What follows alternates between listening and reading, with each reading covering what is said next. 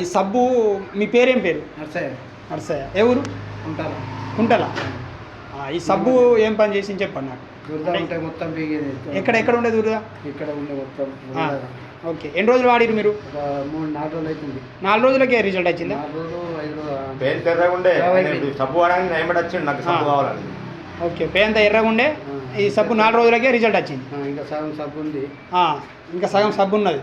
సబ్బు ఉన్నది పెట్టినాక తెల్ల అవుతుంది, మళ్ళీ మొత్తానికి తెల్ల అవుతుంది.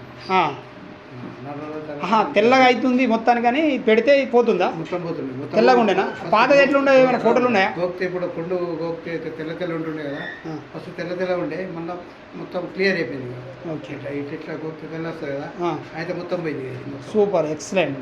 మీరు నేనేమంటున్నా అంటే ఈ సబ్బుతోటి మీకు రిజల్ట్ వచ్చింది కదా, మీరు ఒక నలుగురికి చెప్పండి. మీలాగా ప్రాబ్లం ఉన్న వాళ్ళు చాలా మంది ఉంటారు, వాళ్ళకి ఒక నలుగురికి చెప్పండి సరిపోతుంది.